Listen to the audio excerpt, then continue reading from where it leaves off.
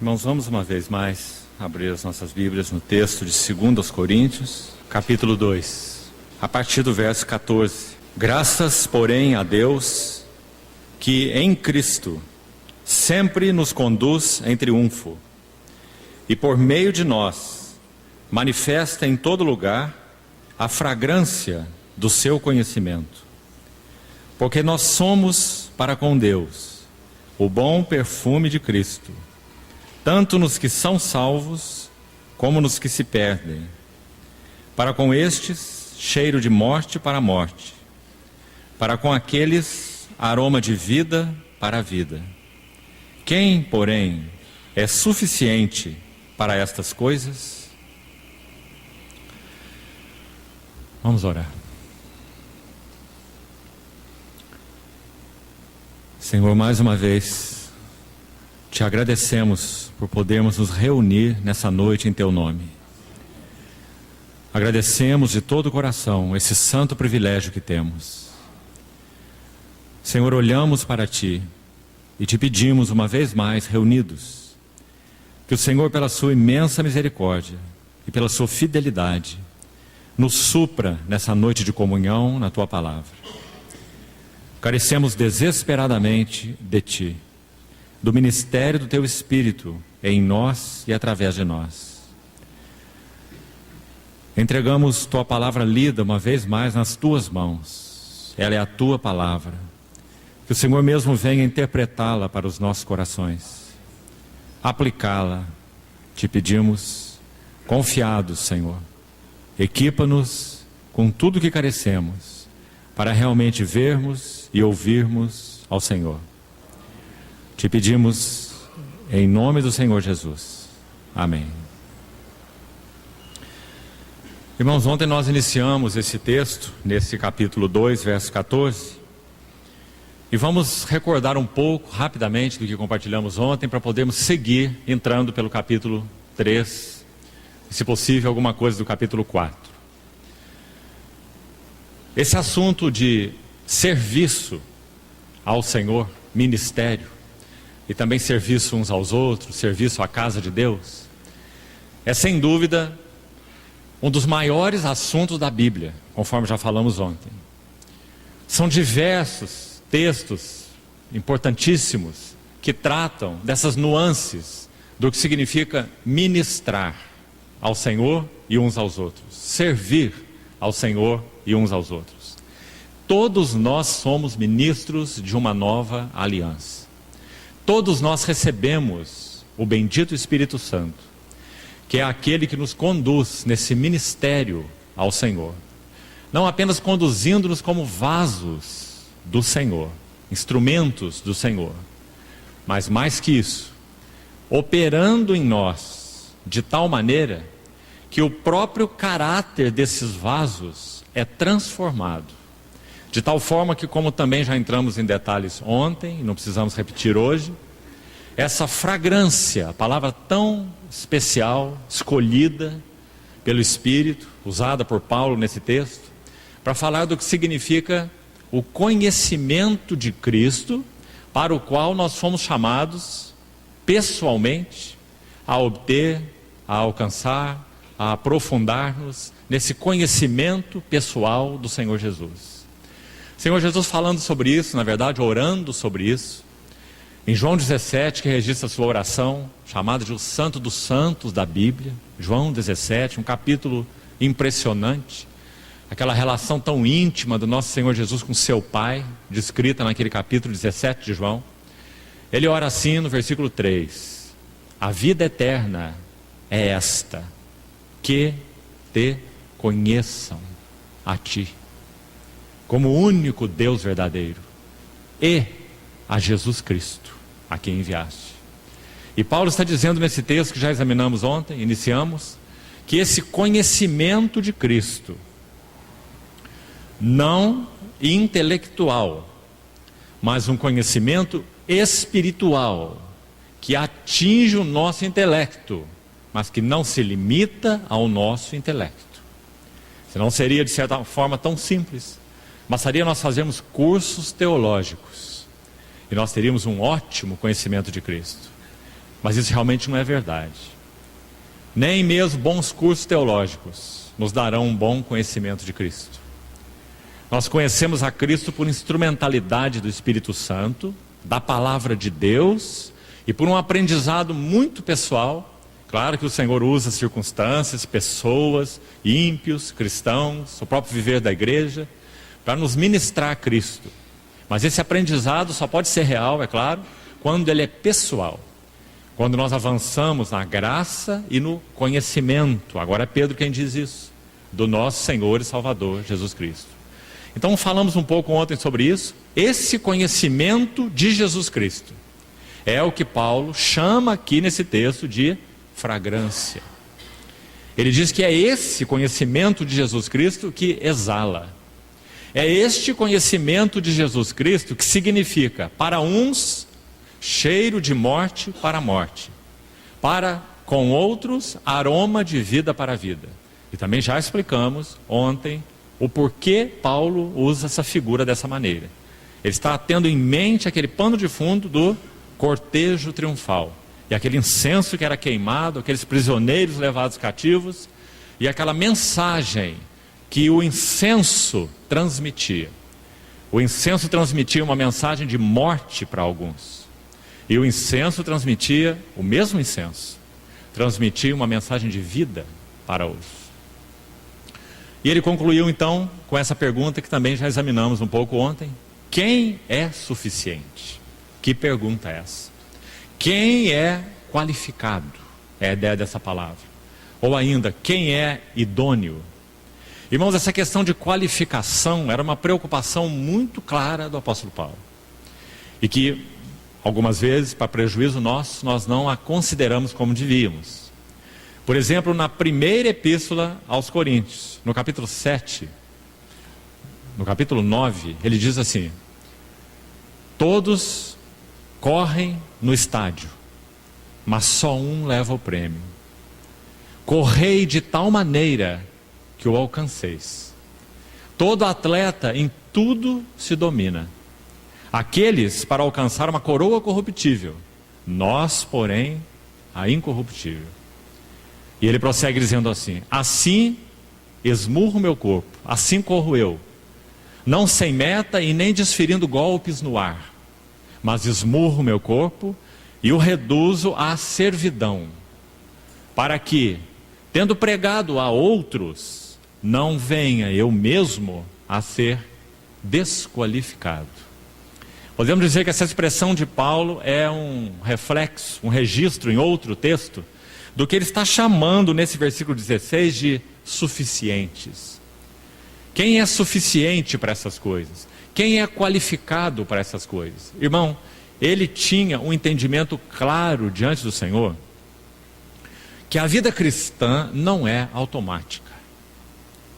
Que a nossa regeneração, o nosso novo nascimento, foi um ato de intervenção gratuita e soberana de Deus em nossas vidas. Quem de nós iria negar isso? Olhando para a Bíblia e para a sua própria experiência. Você ousa afirmar que foi você que buscou o Senhor e não o Senhor que buscou você? Nós sabemos que foi Ele que nos buscou. O Deus dos Hebreus nos encontrou. Lembra as palavras de Moisés para Faraó? Quem estava perdido éramos nós, não era o Senhor. Às vezes alguns dão testemunho dizendo assim: quando eu encontrei o Senhor. Interessante essa frase. Parece que o Senhor estava perdido e nós o encontramos. Na verdade, o contrário é que é verdadeiro. Nós estávamos perdidos e Ele nos achou. Então, não temos dúvida de que esse foi o fato. Mas, irmãos, a partir do novo nascimento, nós precisamos tanto adquirir o ponto de vista bíblico no que diz respeito ao desenvolvimento da nossa salvação. Este não é automático. Sim, pela graça do Senhor, Ele sempre continuará intervindo em nossas vidas. E muitas vezes de formas absolutas. Colocando a sua mão na frente, colocando as suas mãos do lado, limites bem definidos para nós, cuidando de uma forma soberana de alguns assuntos, que se fôssemos, mesmo como cristãos, entregues a nós mesmos, nós já teríamos rolado essa ribanceira abaixo há muitos anos atrás. Creio que também todos nós temos andado com o Senhor, reconhecemos isso.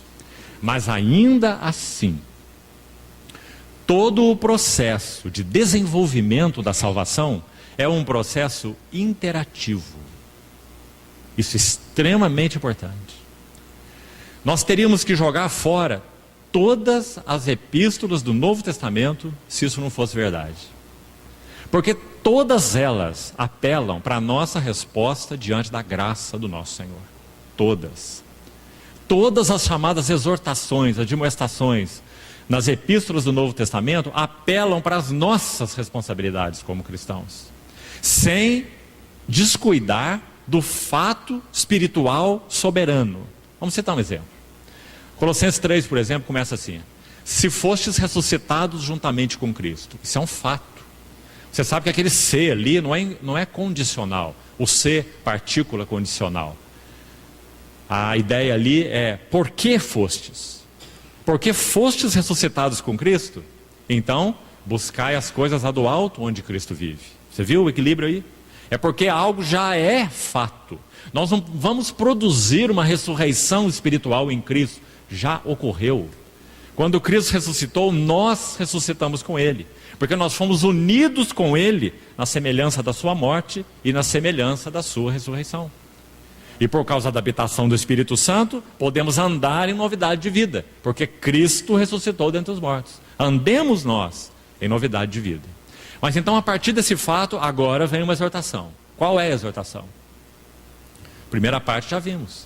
Se fosse ressuscitados juntamente com Cristo, pensai nas coisas lá do alto, onde Cristo vive. Se fosse ressuscitados juntamente com Cristo, fazei morrer a vossa natureza terrena. Versículo 5 de Colossenses 3. A prostituição, a impureza, a lascívia, a paixão lasciva, a avareza, que é a idolatria. Por essas coisas vem a ira de Deus sobre filhos da desobediência. Então Paulo diz: fazei morrer em vós. Porque são essas coisas que trazem a ira de Deus sobre aqueles que não conhecem a Deus. Então, todas as exortações da Bíblia, elas são baseadas em dois fatos. O primeiro fato, e esse tem que vir em primeiro lugar, é o que Deus é e fez em Cristo Jesus e nos incluiu. Temos que começar por aí, senão vamos ter um monte de problemas. Vamos achar que crescer, que desenvolver a nossa salvação, por exemplo, é uma questão de fazer votos, é uma questão de fazermos muito esforço e não vermos os fatos maravilhosos, consumados na pessoa gloriosa do nosso Senhor Jesus. Certa vez um irmão procurou nos ajudar nesse assunto com a seguinte figura, muito boa, a seguinte ilustração. Caminham sobre um muro estreito, 3. O fato vai à frente, a fé vem atrás, e a experiência é a terceira pessoa, atrás da fé. O fato, a fé e a experiência. Enquanto a fé, que vai no meio, permanece de olho fixo no fato, ela se mantém bem sobre o muro estreito. Quando a fé vira para trás e olha para a experiência, então ela cai do muro, perde o seu equilíbrio. A fé foi chamada para focar o fato. O justo viverá da fé. Abraão, quando chamado, obedeceu, sem saber para onde ia. Ele é colocado lá na galeria da fé, de Hebreus 11. Então, amados, assim nós desenvolvemos a nossa salvação, com temor e tremor. Nós olhamos para os fatos da maravilhosa e completa obra que o nosso Senhor Jesus consumou na cruz do Calvário. E nós podemos dizer que essa obra tem 2 grandes alicerces. Também tenho certeza que em outras ocasiões já tocamos de alguma maneira neles aqui com os irmãos. Sangue, óleo. Cruz, Espírito. Obra da cruz do Filho de Deus. Derramamento do Espírito Santo. Esses são os 2 alicerces da obra de Deus. Deus o Pai confiou toda a sua obra, seus propósitos eternos, aos ombros do Filho. E o Filho não falhou. Foi obediente até a morte, e morte de cruz. Pôde dizer na cruz: está feito, consumado. Mas ainda não terminou. No que concerne a Ele, está consumado. Mas então na sua ressurreição, sua ascensão, finalmente sua entronização, e depois o recebimento no trono dele, o recebimento do Espírito, para derramar sobre a igreja e cumprir a promessa do Velho Testamento, destacada de modo interessante em tantos textos, Joel, Ezequiel, Jeremias, que ele derramaria o seu Espírito para fazer algo aqui na terra decorrente da sua obra na cruz do Calvário. Eu aspergirei água pura sobre vós, ficareis purificados de todas as vossas imundícias e ídolos, eu vos purificarei. Essa é a obra da cruz. Dar-vos-ei um coração novo, um espírito novo, essa é a obra do Espírito. E porei em vós o meu Espírito, e farei com que andeis nos meus estatutos e os observeis. Que maravilha! Deus o Pai não correu nenhum risco quando nos chamou para sermos os seus cooperadores. Primeiro, porque o Filho completou sua obra, a consumou. Segundo, porque o Espírito foi derramado. Sabe qual é a certeza, irmãos, que Deus o Pai e Deus o Filho têm de que realmente os seus propósitos serão consumados? Porque Deus o Espírito foi derramado para morar nos nossos corações. E como já disse um irmão do século passado, o Espírito Santo realiza uma obra em nós tão divina e santa quanto foi a obra do Filho de Deus na cruz do Calvário. Essa é uma frase extremamente importante, irmão, e é o que a Bíblia ensina, porque nós tendemos a colocar a obra de Cristo e a obra do Espírito assim, e isso é um erro, porque o Novo Testamento coloca a obra de Cristo e do Espírito assim. Tudo que Cristo é e tudo que Cristo fez repousa agora sobre os ombros do Espírito, para que ele execute a obra de Deus e a consume, a complete. É por isso que quando nós lemos o final do livro Apocalipse, nós vemos aquela frase tão linda, no final de Apocalipse 22, o Espírito e a noiva, numa interação, agora um mesmo clamor, agora um mesmo coração, o Espírito e a noiva, ambos dizem, vem. E aquele que ouve, diga, vem. Louvado seja o Senhor pela obra do Espírito. Então, quando Paulo fala nesse capítulo sobre o conhecimento de Cristo Jesus, como sendo este incenso, vamos ainda recordar um pouquinho do que falamos ontem. Paulo, usando as duas figuras que já comentamos ontem, a primeira é que ele é um prisioneiro, e que valor isso tem, já vimos ontem, as orelhas furadas, os ouvidos abertos, prisioneiro de Cristo, cativo do seu amor, cadeias que foram recebidas por ele voluntariamente, dadas a ele pelo Senhor e recebidas por ele. O amor de Cristo me amarra, o amor de Cristo me prende, me constrange, porque ele morreu por todos, para que os que vivem não vivam mais para si. Irmão, não vamos entrar nesse assunto de novo, vamos tomar o resto da noite de novo. Que assunto esse, não viver para si? Ontem falamos sobre o conflito da vontade, a última fortaleza. Irmão, considere isso no seu coração. Se não formos quebrados no que concerne a nossa vontade, rendidos aos pés do Senhor, reconhecendo como Senhor, chamando-o para assenhorear cada canto do nosso coração, cada assunto de nossas vidas, cada pensamento, cada intenção, cada sentimento, cada motivação, cada meta, cada alvo, nós estamos arruinados no que concerne a discipulado. Não no que concerne a salvação eterna. Não vá confundir as coisas. Mas estaremos arruinados no que concerne a discipulado. Porque discipulado é um reconhecimento claro de que nós somos escravos por amor. E que o único que conhece e que tem a capacidade de dirigir nossas vidas, de trabalhar fundo nelas a ponto de formar a si mesmo, é Ele mesmo. Na medida em que concedemos permissão para que o Senhor realize isso nos nossos corações. Então Paulo era um prisioneiro de Cristo, mas também, como já falamos, Paulo se via por um lado como um vaso do incenso, e por outro lado ele vai mais fundo, graças ao Senhor, ele se vê como sendo o próprio incenso. Como nós sabemos? Tão claro no texto que acabamos de reler hoje, nós somos para Deus o bom perfume. Ele não fala nós somos instrumentos do perfume. Não se confunda aí. Ele fala, nós somos o perfume. Então ele não está se vendo só como um vaso. O vaso é ele e o incenso é Cristo. Não. Por um lado, sim. Por um lado ele sabe que esse perfume não é ele. Esse perfume é Cristo nele. Mas como falamos ontem, por causa do significado, do trabalho, do Espírito em nós, o que a Bíblia chama de santificação, então nós não somos um cano sobre o qual, ou dentro do qual, a água passa. E os dois nunca se misturam. Sempre separados. Graças a Deus, não. Definitivamente não. O Espírito Santo não veio morar em nós para nos usar como instrumentos apenas. O Espírito Santo veio morar em nós para formar em nós um novo caráter, um novo homem. Irmãos, isso faz muita diferença, ou não? O Espírito de Deus no Velho Testamento foi capaz de usar um jumento para falar com o profeta. O Espírito Santo poderia fazer uma obra em nós mais ou menos como naquele jumento, né? Nós poderíamos ser porta-vozes dele, ele poderia nos usar de uma maneira genuína, falar através de nós. Usou também Balaão, um profeta mercenário, foi pago para amaldiçoar Israel. Você conhece a história? O Senhor também podia fazer isso conosco, nos usar dessa maneira. E ele pronunciou palavras das mais maravilhosas profecias do Velho Testamento. Saíram da boca de Balaão, um falso profeta. Você já pensou sobre isso?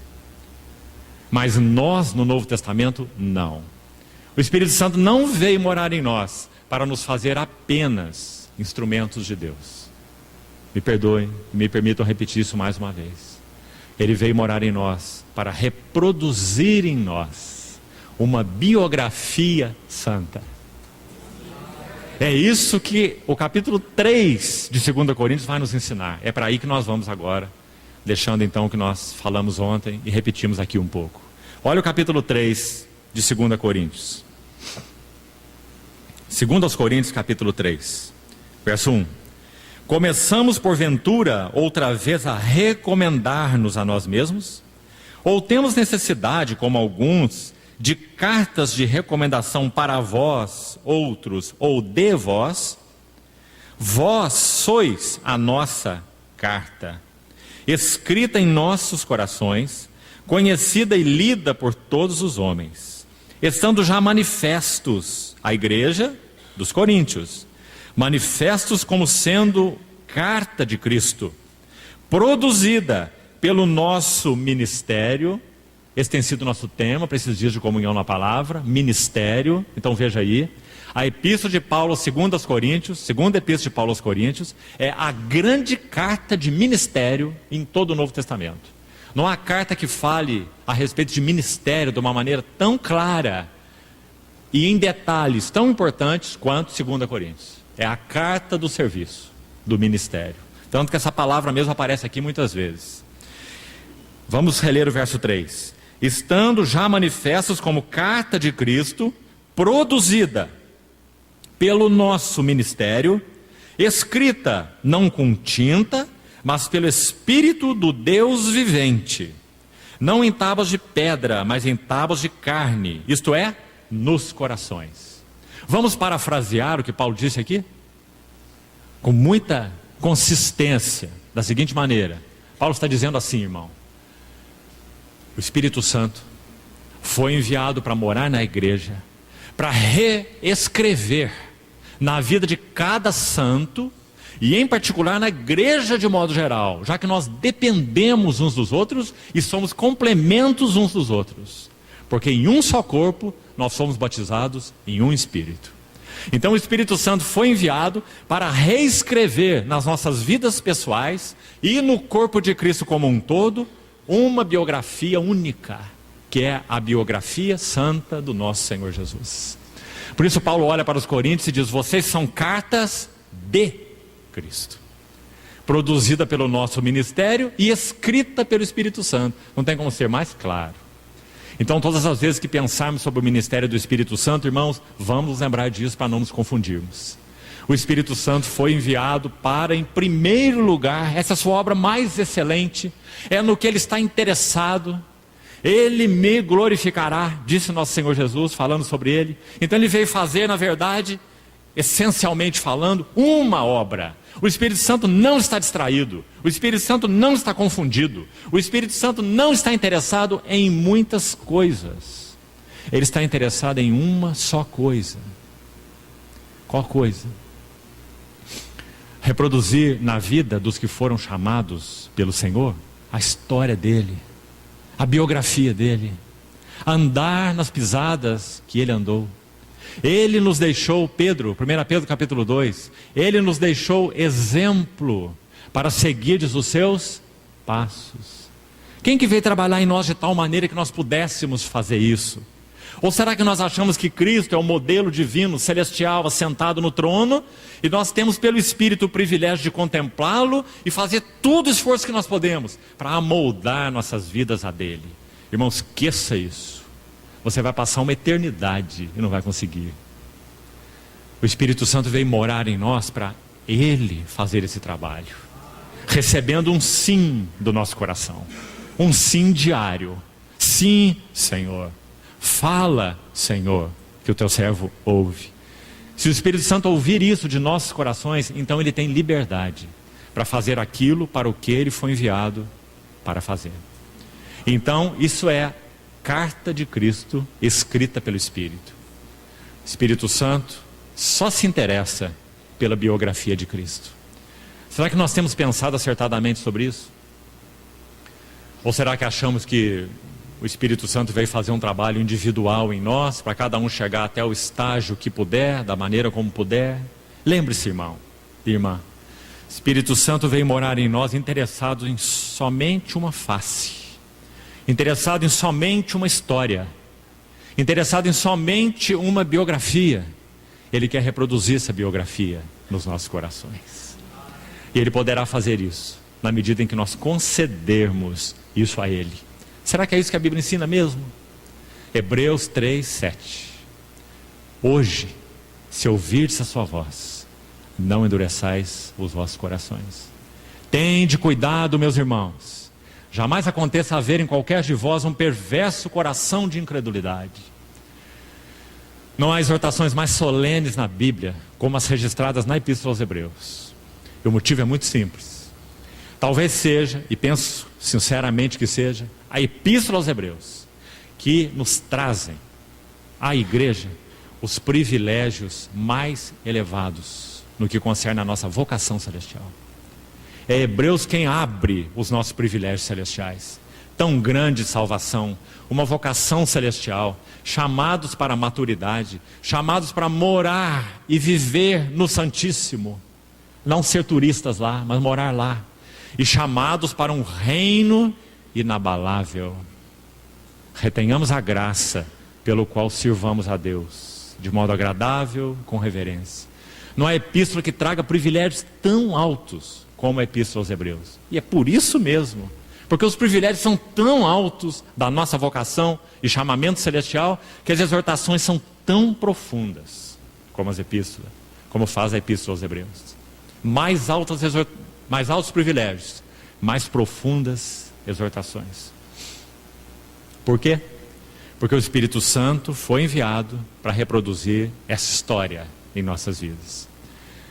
Nós também nos lembramos ontem daquele texto de Efésios 4, quando Paulo diz que nós fomos chamados com essa vocação para andarmos de modo digno da vocação a que fomos chamados.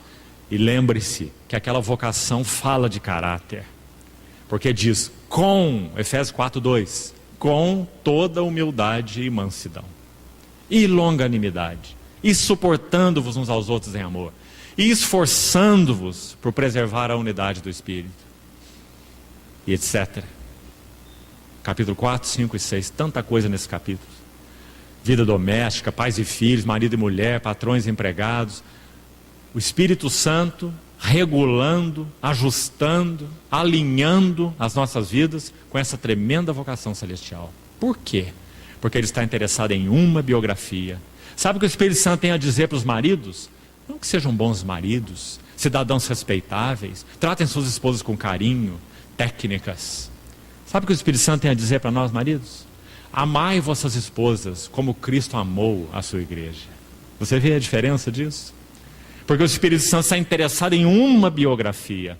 Ele quer reproduzir nos maridos uma história, uma biografia do Cristo que ama sua igreja e ama com amor sacrificial. Se ele encontrar lugar para fazer isso em nós, ele não precisa falar muita coisa a mais. Marido, seja cuidadoso, preste atenção nisso, preste atenção naquilo, seja delicado com tua esposa, traga um buquê de flor por semana. Ah, irmãos, quantos chamados cursos de casais têm falhado tanto nesses assuntos? Porque acham que é uma questão de técnica, de bons comportamentos. É mais fundo o assunto. Se fosse questão de técnicas, nós não precisaríamos de profetas na igreja, nós precisaríamos de psicólogos. Mas a questão é mais profunda. Nós precisamos de profetas, não de psicólogos. Porque o Espírito Santo quer fazer um trabalho em nós que a psicologia não alcança. É em nível do homem interior, do coração. Pedro, na sua primeira carta, primeira epístola de Pedro, capítulo 3, também fala isso. Para as irmãs agora, as mulheres, que elas devem se ataviar como se ataviou Sara. Não se preocupar com atavio externo, não. Seja discreta quanto a isso, não coloque seu foco aí não.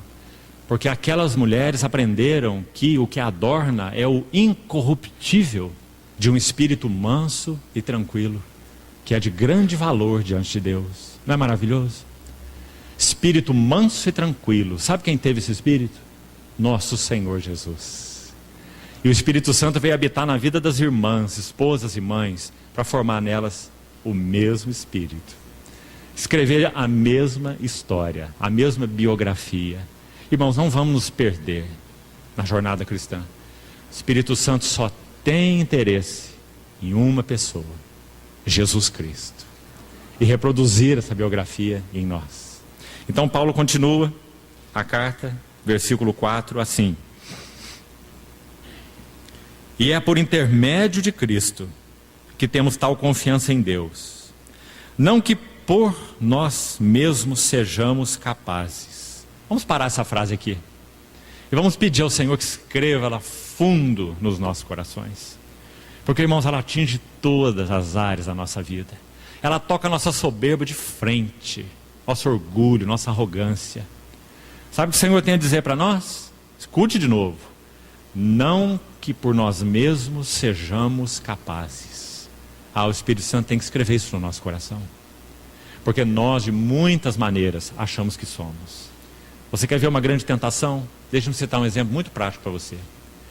Quando compartilhamos a palavra de Deus, todos nós, irmãos e irmãs, seja ela em que nível for, estou fazendo isso agora, por exemplo.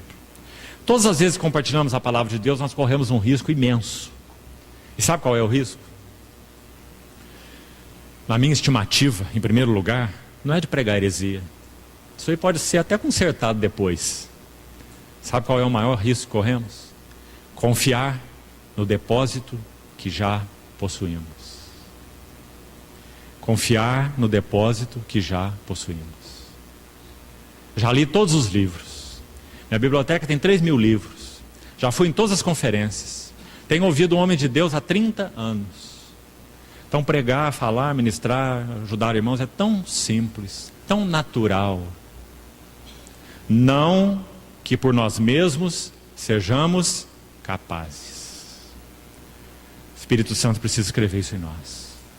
Porque se ele não vitalizar e revitalizar cada partícula de luz e de depósito que ele fez nos nossos corações, não servirá para nada. Nada. Letra morta. Mesmo que quando a tenhamos recebido, tenha sido para nós revelação. Mas hoje, letra morta. Deixa eu citar um exemplo trágico para os irmãos. Você conhece a história da igreja em Éfeso? Paulo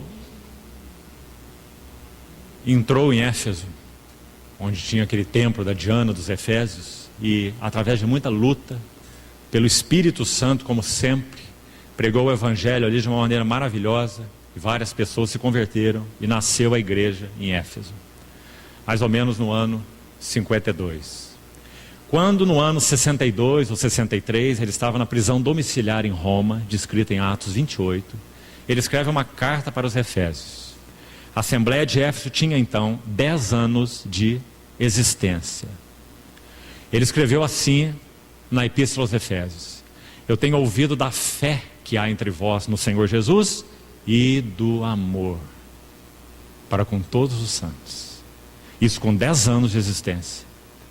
Depois, João vai escrever a sua epístola para os Efésios, em Apocalipse capítulo 2, a carta à igreja de Éfeso. Mais ou menos 25, talvez 30 anos depois da de Paulo. E João tem que escrever assim: tenho, porém, contra ti, que abandonaste o teu primeiro amor. Ou seja, essa igreja que começou com tanta clareza do Senhor Jesus, tanto é que recebeu a epístola aos Efésios. Que epístola maravilhosa! E essa era a igreja de Éfeso, tão viva, tão significativa na fé, no amor e na esperança, como Paulo cita no primeiro capítulo, orando por eles. Mas 30 anos depois, tenho contra ti, abandonaste o teu primeiro amor. E nós sabemos o que a história vai nos dizer, embora o Senhor tenha dito: arrepende-te e volta à prática das primeiras obras. Nós sabemos pela história que isso não aconteceu. E a Assembleia em Éfeso foi arruinada. E o testemunho em Éfeso acabou. Irmãos, que guardemos isso como advertências solenes nos nossos corações. Não que por nós mesmos sejamos capazes. Nunca o seremos. Precisamos manter nossos olhos fixos no Senhor e afinados com o bendito Espírito Santo, ocupando-nos em dia a dia, não entristecê-lo nas menores coisas. A maior, talvez a única, dificuldade do Espírito Santo para encher nossas vidas é que ele já encontra tudo cheio, então ele não pode enchê-lo. A primeira lição do discipulado a Cristo não é aprendizado, não é receber, ganhar, é desaprendizado, é esvaziar o vaso, para que então o Espírito Santo ministre Cristo. Não que por nós mesmos sejamos capazes de pensar alguma coisa, voltando ao versículo 5, como se partisse de nós. Ah, irmãos, que palavras maravilhosas. Nada parte de nós. O depósito que temos não é nosso. Se o que tens recebestes, por que te vanglorias como se não tivesses recebido? Paulo também escreveu assim aos Coríntios. Ele fala: vocês já estão ricos. Está usando uma linguagem irônica, pelo Espírito Santo. Você vê o Espírito Santo sendo irônico aqui? Paulo escrevendo para os Coríntios, porque eles se achavam assim. Vós já estáis ricos, vós já estáis fartos, chegastes a reinar sem nós. 1 Coríntios 4. Aí Paulo falou: oxalá reinasseis, para que nós também reinássemos convosco. Ele está repreendendo os coríntios, que se achavam fartos, ricos. Aliás, quando ele começa a carta no capítulo 1, 1 Coríntios, ele os louva por isso, dizendo assim: vocês foram em tudo enriquecidos nele. 1 Coríntios 1:7. Em toda palavra, em todo conhecimento, e não vos falta nenhum dom. Não era uma assembleia rica, irmãos? Rica de palavra, rica de conhecimento, rica de dons e rica de ego, e rica de carne e de carnalidades.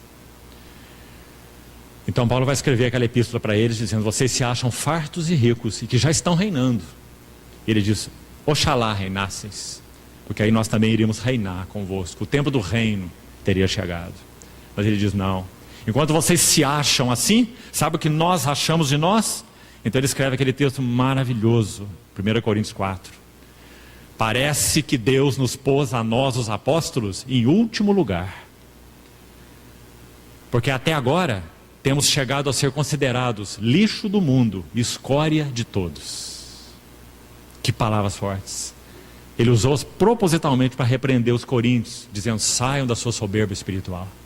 Vocês têm dons, têm conhecimento, têm palavra, mas não sabem nem o que fazer com isso. Confiam no que têm, no que receberam, no depósito. Então aqui na segunda carta ele vai dizer com tanta clareza: não que nós por nós mesmos sejamos capazes, Isso, como nós falamos, precisa ser escrito profundamente em nós. Nós não somos capazes de ser pais, não somos capazes de ser maridos, não somos capazes de ser esposas, não somos capazes de ser mães, não somos capazes de sermos irmãos, não somos capazes de refletir o caráter de Cristo. O Espírito Santo tem que encontrar uma vala funda nos nossos corações, para que Ele realize essa obra. Queria te sugerir uma coisa, irmão. Quando Mateus 7 e também Lucas 6 registram, nas palavras do Senhor Jesus, aquele homem prudente que edificou a sua casa sobre a rocha, que você conhece talvez muito bem, que o Senhor quis dizer ali, Mateus registra de uma maneira e Lucas registra de outra maneira. A maneira como Lucas registra esse homem prudente, é que esse homem prudente, edificando uma casa, Lucas usa assim a palavra, Lucas 6, ele abriu uma vala, cavou um alicerce, e ele cavou um buraco nessa vala, e ele encontrou uma rocha, uma profunda rocha, e edificou sobre ela. Queria sugerir uma coisa: pense nesse homem prudente como sendo o Espírito Santo. Embora ali, estritamente falando, se refere ao nosso processo de edificar, como sendo prudentes ou imprudentes, edificando sobre a rocha ou edificando sobre a areia, ouvindo a palavra apenas ou ouvindo a palavra e praticando. E estão edificando sobre a rocha. Essa é a primeira linguagem, a linguagem literal. Então estou apenas sugerindo aos irmãos, pense nesse homem prudente como sendo o Espírito Santo. Porque em primeiro lugar foi ele que foi enviado para edificar a casa de Deus. Ele em primeiro lugar é o servo prudente de Deus, o Espírito Santo. Mas sabe o que ele faz? Sabe o que ele busca? A profunda rocha. Para que ele encontre a profunda rocha, sabe o que ele tem que fazer? Cavar profunda vala. Irmãos, o Rio Colorado, nos Estados Unidos, é o segundo mais poderoso rio dos Estados Unidos. Ele tem 3.200 metros de extensão. E em alguns lugares, ele tem apenas 4 metros de profundidade. Você pode imaginar isso? Rio Colorado. 4 metros de profundidade em alguns lugares. Nesses lugares, onde ele é estreito, há muitos e muitos e muitos anos atrás, trabalho de séculos, esse rio passou pela região do Grand Canyon. Ali passa o Rio Colorado. E sabe o que aconteceu ali? Aquele rio passando por ali, todos esses anos, ele cavou uma vala de 1.600 metros de profundidade. Grand Canyon. Por que isso aconteceu? 2 motivos. Primeiro motivo, o rio. Poderoso Rio Colorado. Quando ele se afunilou para passar no Grand Canyon, então aquelas águas se tornaram 100 vezes mais poderosas. Claro. Aquele curso imenso foi afunilado. Então as águas se tornaram muito mais poderosas. Não é claro? A pressão que elas exerceram ali foi imensamente maior, porque se afunilaram. Esse é o Espírito Santo. Mas segundo motivo, o Grand Canyon existe por causa do tipo de solo daquelas paredes. A verticalização das paredes, ou seja, aquele rio se afunilou e ele foi capaz de cavar nessas paredes verticalizadas uma vala de 1.600 metros de profundidade. Isso fala muito sobre a obra do Espírito Santo em nós. Em cada recanto de nossos corações, onde o Espírito Santo possa ser canalizado, porque nós dizemos sim a Ele. Cada demanda que Ele faz a nós e nós falamos sim. Cada luz que Ele nos dá e nós nos dobramos diante do Senhor e nos arrependemos. E confessamos o nosso pecado. Cada canto de nosso coração que abrimos a luz do Espírito Santo. Isso significa a entrada desse rio. Ele se afunila nessa direção. Nós chamamos o Senhor para todas as áreas, até as mais recônditas do nosso coração. E o rio se afunila aí. Mas então, algo mais acontece. Quando damos esse sim ao Senhor, quando chamamos o Espírito para cada área interior de nossos corações, as mais ocultas, e ao chamá-lo, nós damos um sim a cada impressão que Ele nos dá, a cada luz que Ele nos dá. Na sua luz, vemos a luz. Luz sobre Ele, luz sobre nós. Revelando a glória de Cristo e as nossas necessidades, nossa pecaminosidade, nossa miséria. Cada sim que damos, então o rio tem a oportunidade de cortar as paredes. E o que ele vai fazendo em nós? Cavando profunda vala. No que o Espírito Santo está interessado? Encontrar o alicerce. Ele quer formar Cristo em nós. Só assim nós podemos ter uma casa bem edificada. O Espírito Santo é um soberano gentil. Ele nunca irá nos violar. Ele sempre aguardará um sim dos nossos corações. Quem tem ouvidos, ouça o que o Espírito diz às igrejas. Amados irmãos, me permita uma nota a mais sobre isso. Eu sei que os irmãos aqui já estudaram as 7 cartas às 7 igrejas. São cartas maravilhosas. Se você estudá-la com atenção, fica muito nítido que Nosso Senhor amava todas as suas igrejas, suas 7 igrejas. Ele as amava. Ele começa com Éfeso falando sobre amor. Você tem isso e mais aquilo, mas ele toca no amor. Tenho contra ti, abandonaste teu primeiro amor. E assim ele segue. Mas preste atenção nisso. Literalmente, textualmente falando, a nenhuma das 7 igrejas o Senhor disse, literalmente, textualmente, que os amava.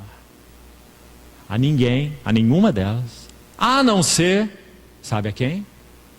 A igreja de Laodiceia. Você pode imaginar isso, irmão? Talvez ele devesse dizer para Filadélfia, você não acha? Filadélfia é a igreja do amor fraternal. Seria tão natural o Senhor dizer, eu vos amo. Mas ele não disse.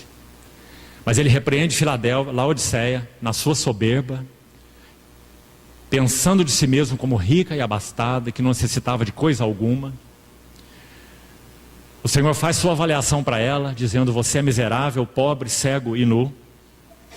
A advertência mais severa é para a igreja de Laodiceia, morna, soberba. Mas, quando ele vai concluindo essa carta, ele diz assim, eis que eu estou à porta e bato. Para todas elas, essa é a figura mais linda que ele usa. Eis que eu estou à porta e bato. Se alguém ouvir a minha voz e abrir a porta, veja o que ele está aguardando, irmão. Se alguém ouvir a minha voz e abrir a porta, viu o trabalho do Rio Colorado aí? O fluxo do Espírito. Se alguém ouvir a minha voz e abrir a porta, eu entrarei. E cearei com ele e ele comigo. Mas ainda não terminou. Ele continua dizendo assim, eu repreendo e disciplino a quantos amo. Foi somente a igreja de Laodiceia que ele foi literal em dizer que os amava. Irmão, não te parece isso maravilhoso? O que será que nós diríamos para Laodiceia? Talvez só a metade da carta nós escreveríamos. Vocês são uns arrogantes, uns soberbos, acham que tem tudo. Arrependam-se enquanto é tempo. Talvez nós escreveríamos assim. Mas não, Senhor. Eu estou à porta e bato. Sê, pois, zeloso e arrepende-te, porque eu disciplino e repreendo a quantos amo. Essa é a misericórdia e a fidelidade do nosso Senhor. Mesmo diante de uma assembleia soberba. Porque nosso Senhor tem uma aliança conosco. Irmãos, nós podemos dizer com toda certeza de nosso coração, nosso Senhor Jesus nunca fechará as portas de seu coração para nós. Mas um temor sério que precisamos ter é que as portas de nossos corações se cerrem de uma maneira progressiva, lenta, sutil, de uma tal maneira que em alguns casos ela não se abre mais. Isso é o que a Bíblia chama de apostasia. Afastar-se de uma direção definida e se pôr à margem do caminho. Não por causa do Senhor, mas por causa de nós. Paulo advertiu Timóteo para cuidar dessas coisas, para não ter uma consciência endurecida. De tal forma que o Espírito falasse, e chegasse a um ponto em que essa voz não pudesse mais ser escutada. Irmão, é singularmente necessário em áreas renitentes de nossas vidas que nós ouçamos bem o Senhor. Porque o Senhor fala uma vez em uma área, e algumas vezes essa primeira voz é um estrondo. Muitas vezes nós caímos com a boca no pó e falamos, ó Deus, tem piedade de mim, tem misericórdia de mim. E o Senhor fala uma segunda vez na mesma área, porque nós ainda não nos arrependemos consistentemente, nos arrependemos de uma maneira abrupta, espasmódica, circunstancial. Então o Senhor fala de novo naquela área, mas aí não é um estrondo mais. E o Senhor fala uma terceira vez, uma quarta vez, uma quinta vez, e a voz vai se tornando cada vez menos perceptível. E nosso coração vai se cerrando para o trabalho do Espírito naquela área. Que o Senhor nos ajude, pela sua misericórdia, não permita que nós cerremos nossos corações ao falar constante do Espírito Santo.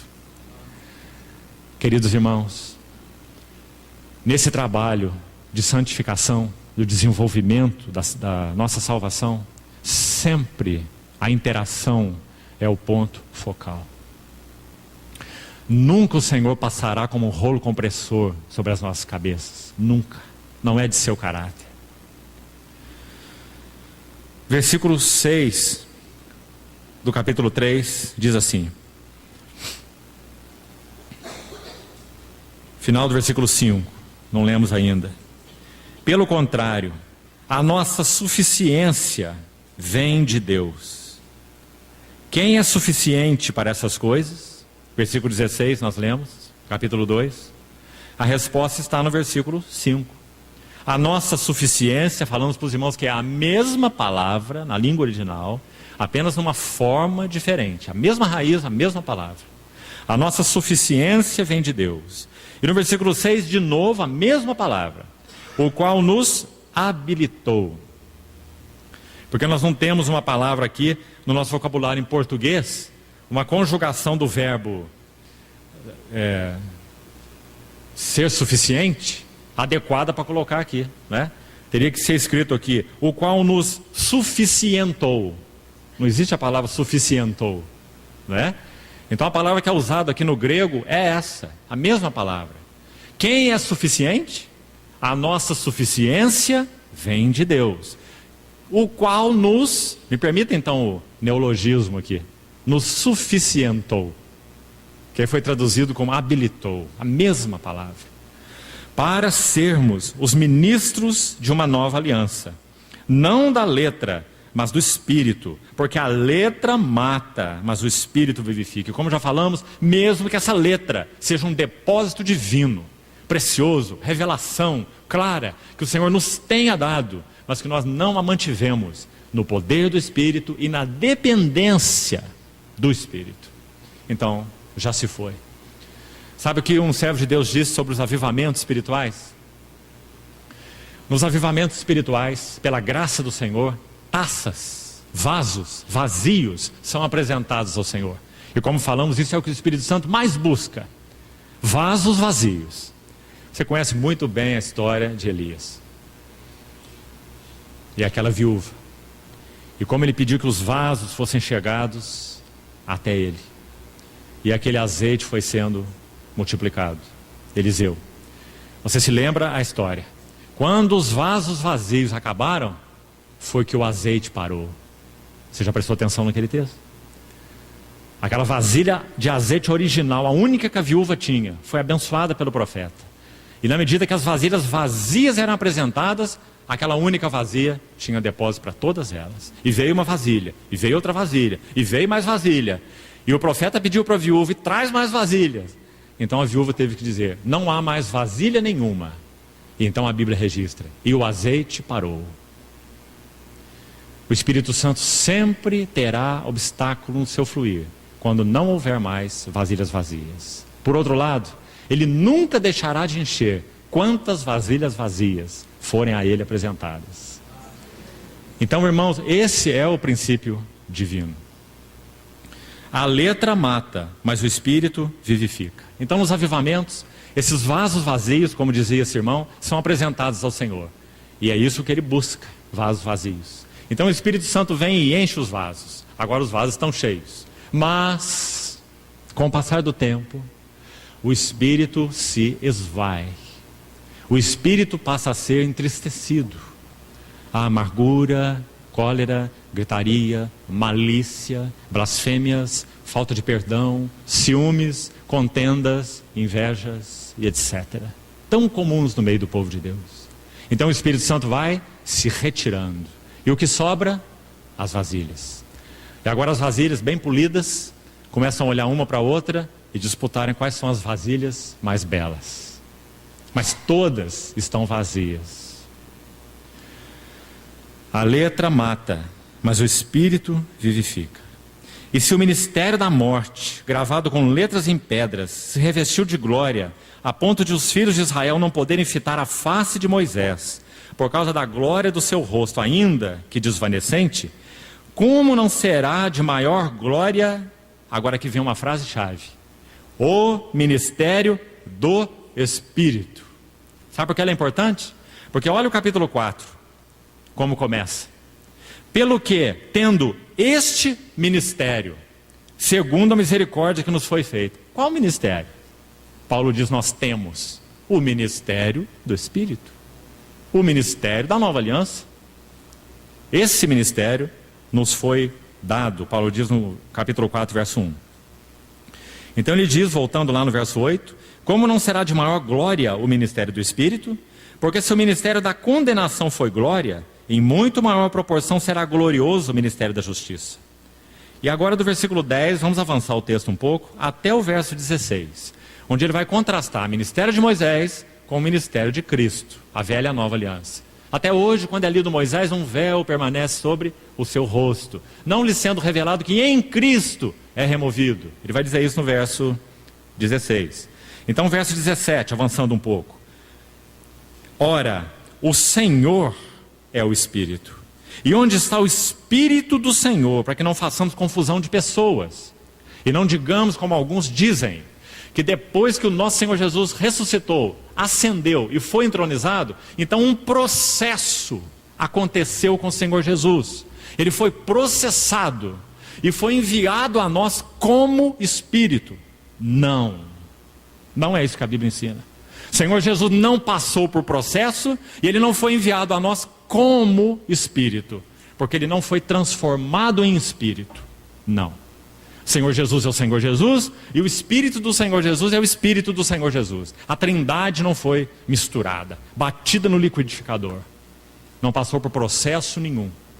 O Senhor Jesus foi entronizado e a pessoa física dele, gloriosa, está sentada à destra do trono da majestade. E visivelmente, fisicamente, ele voltará. E poderemos até contemplar o seu rosto, face a face, e tocá-lo. Mas ele enviou a partir do trono o Espírito. Isaac envia, Abraão, Deus Pai, envia Eliezer, o servo fiel, para preparar a esposa para o Isaac. Ele o fará. E o trabalho dele, como já falamos também em outra ocasião, colocar colares e pulseiras em Rebeca. E dizer para ela, meu senhor Abraão é muito rico.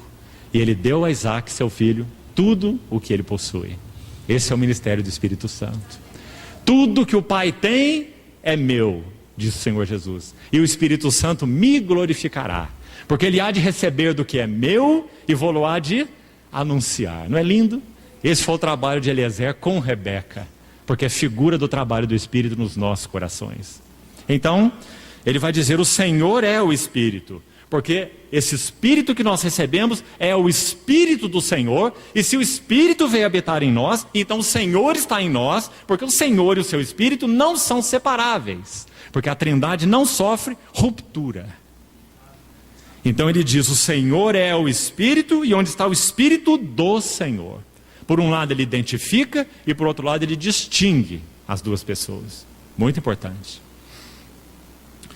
E onde está o Espírito do Senhor, aí há liberdade. E esse lindo verso 18, que conhecemos todos tão bem. E todos nós com cara descoberta, contemplando. Queria que nós pescássemos também essa palavra aí, porque nós estamos falando de ministério. E aí está uma palavra importantíssima sobre ministério. Ministério tem como ênfase, essencial, querido irmão, contemplação. Se nós não somos contempladores do nosso Senhor Jesus, falhamos na base do ministério.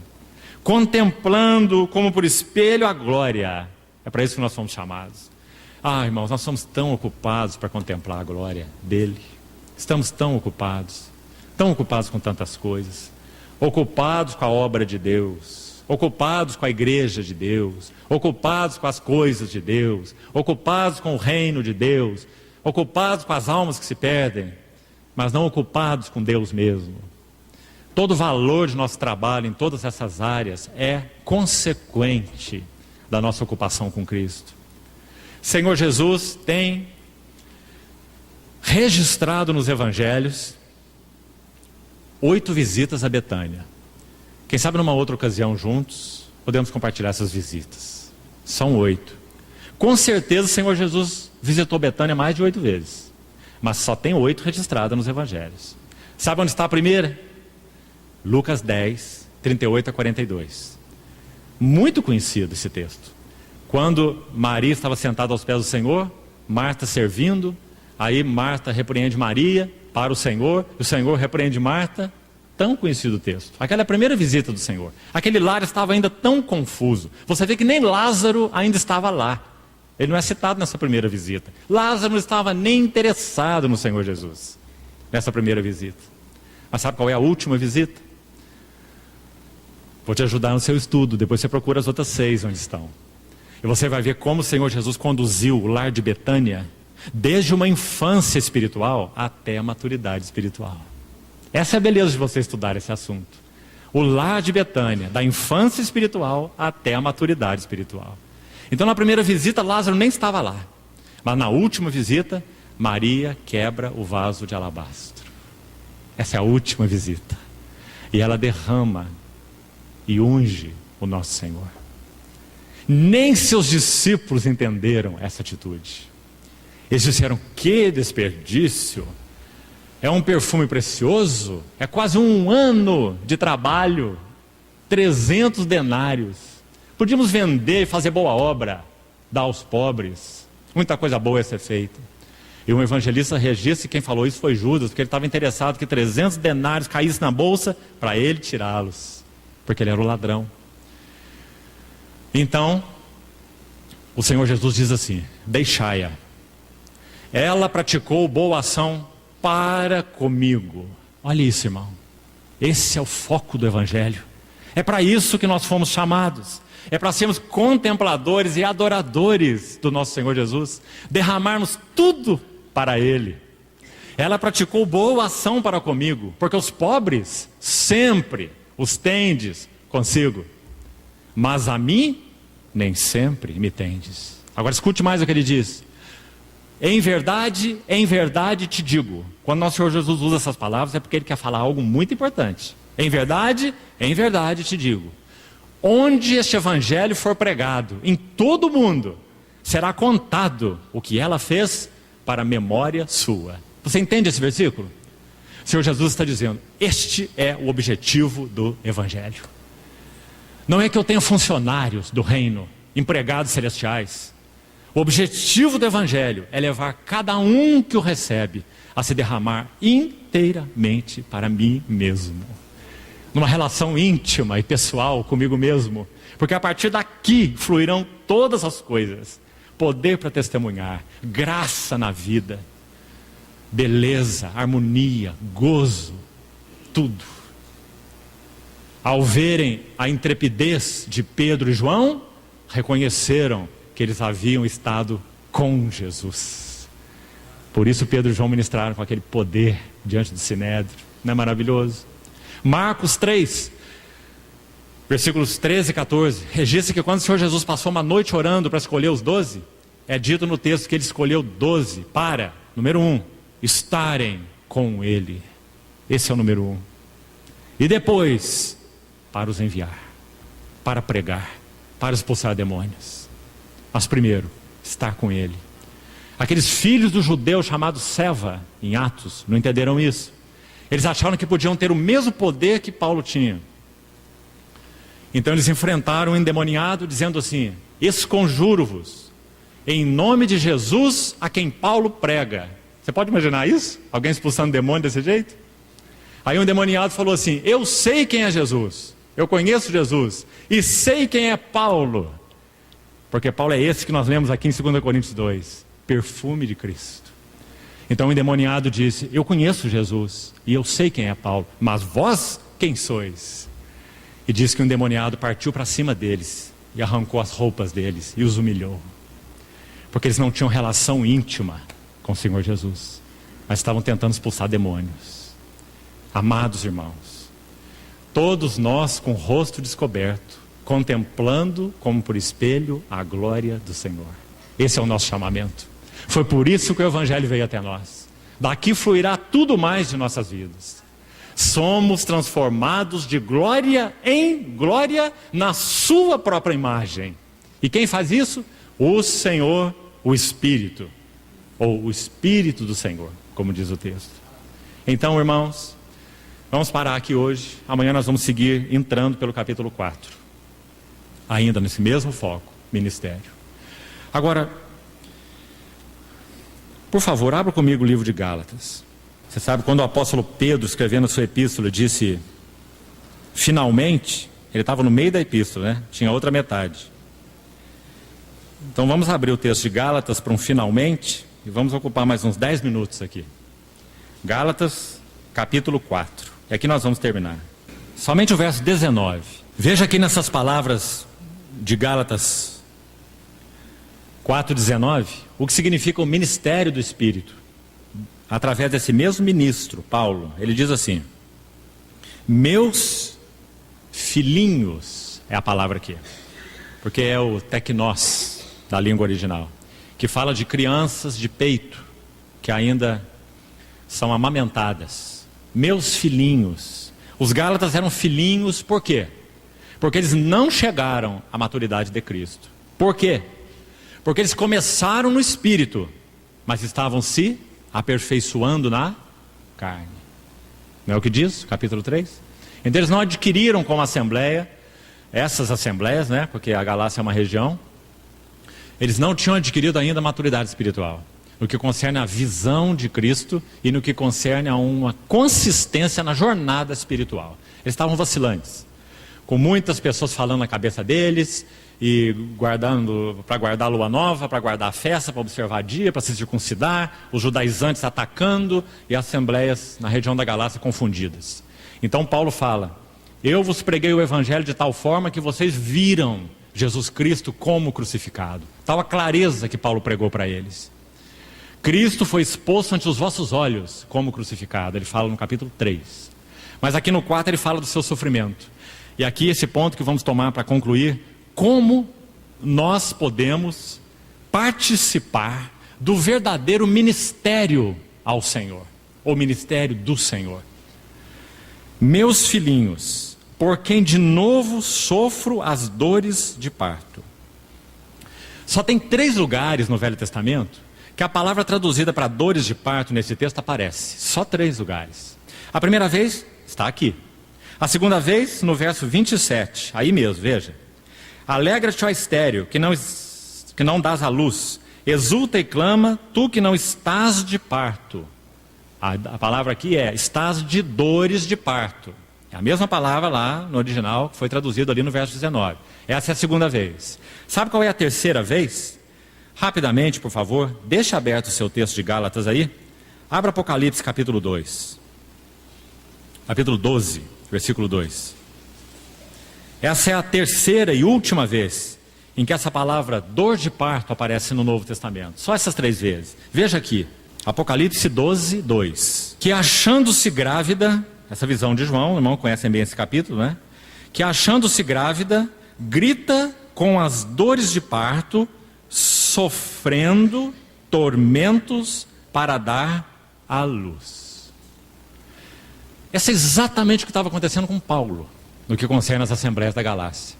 Paulo estava sofrendo tormentos, como ele diz, de novo por quê? Porque ele já tinha gerado esses irmãos em Cristo, mas agora esses irmãos estavam distraídos de Cristo, e até se aperfeiçoando na carne. Que carne?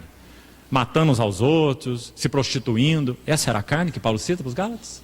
Você já percebeu lá? Não.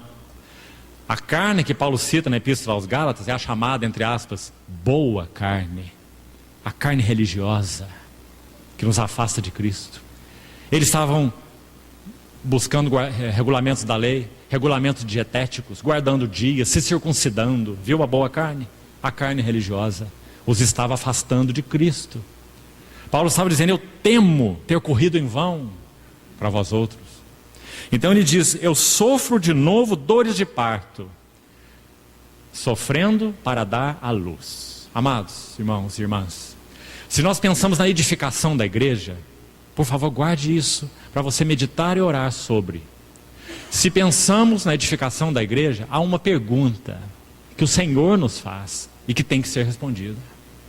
Se nós estamos orando pela edificação da igreja, pelo ministério ao Senhor, pelo ministério dos santos, para que haja vigor no testemunho do Senhor entre nós, oramos por isso? Então tem uma pergunta que o Senhor nos faz e ela tem que ser respondida. E a pergunta é: quantos de nós vão morrer? Essa é a pergunta. Quantos vão morrer?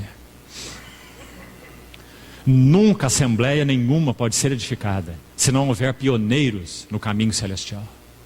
O que esses pioneiros fazem?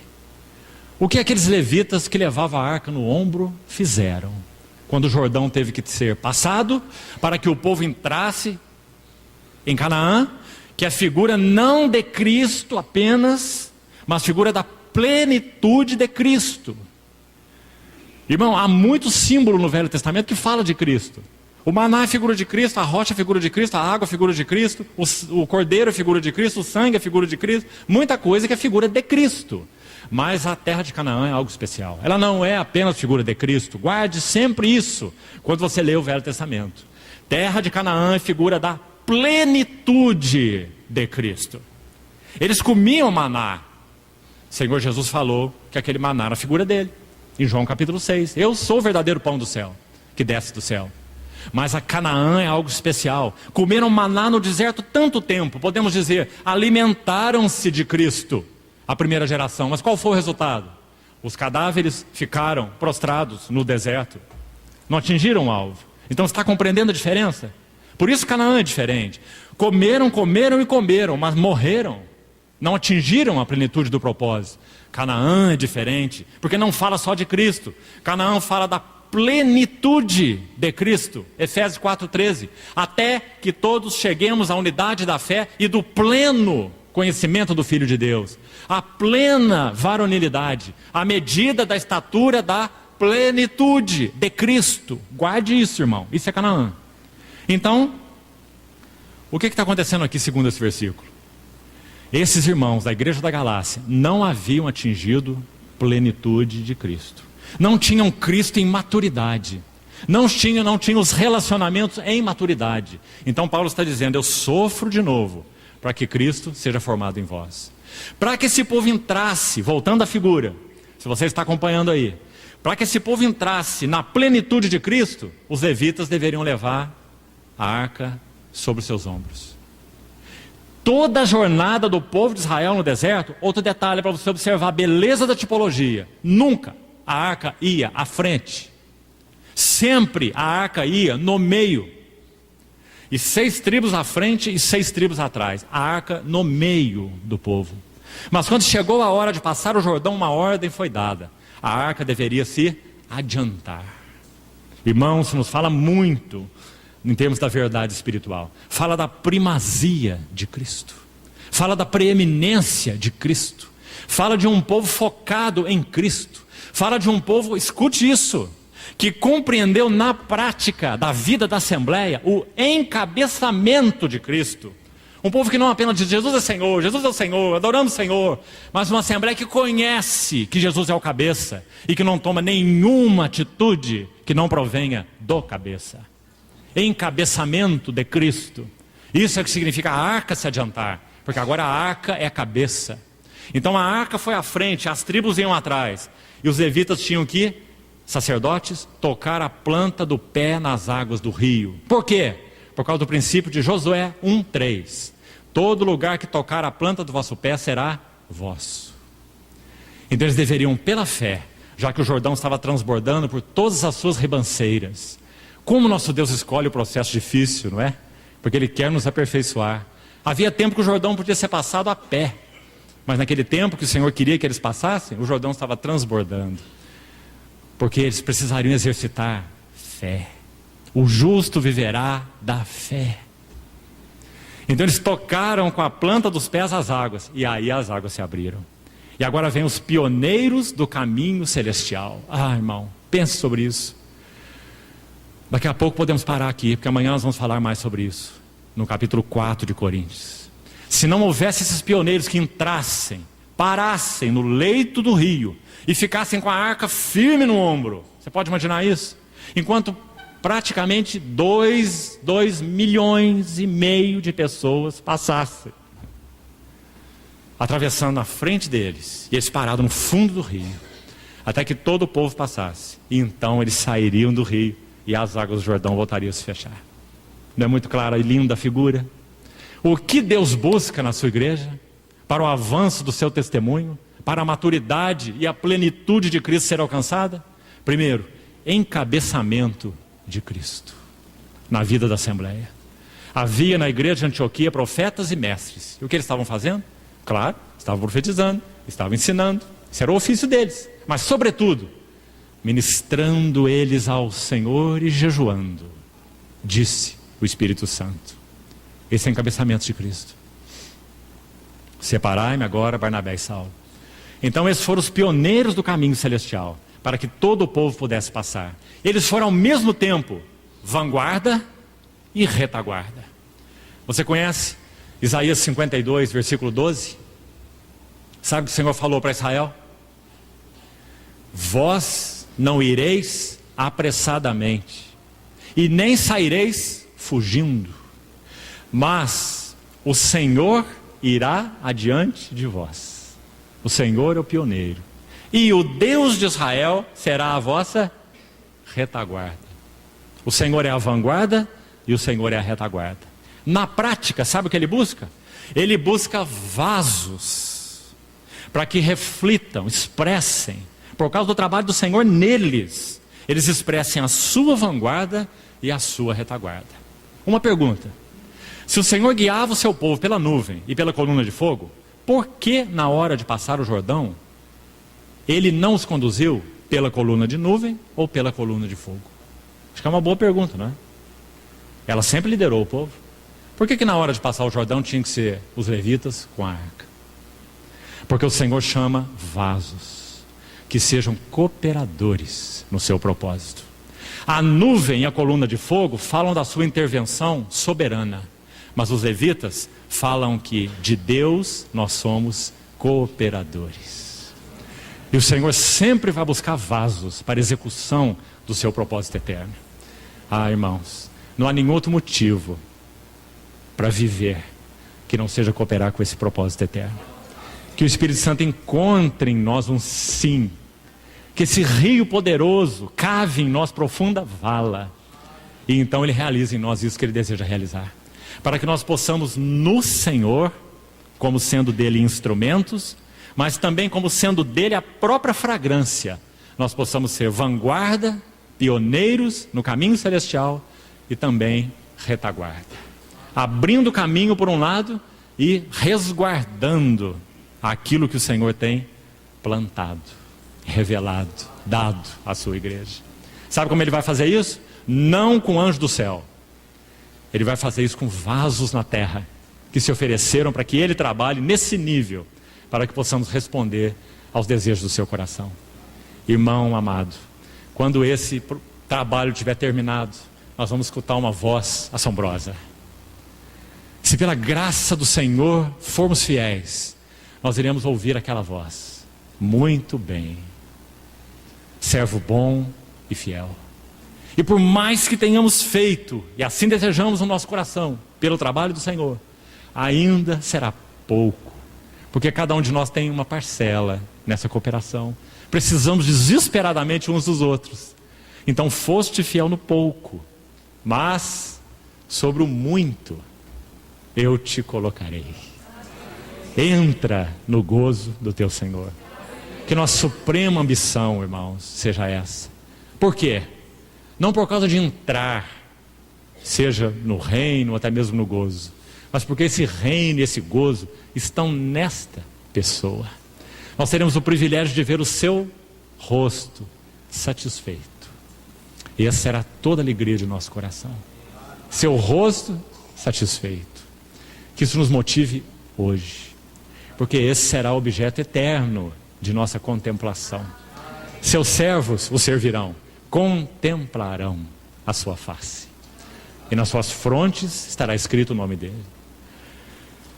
Vamos concluir aqui. E amanhã, então, com a ajuda do Senhor, nós seguimos pelo capítulo 4 e avançamos. Vamos orar. Ó querido Pai Celestial, continua pelo teu amor e graça, ministrando aos nossos corações, ganhando, ganhando e ganhando tudo que há em nós, para que seja teu. Senhor, conquista-nos totalmente.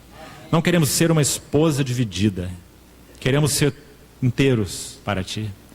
Ó Espírito Santo do Senhor, trabalha nossos corações, forma Cristo em nós, ganha tudo que nós somos para Cristo.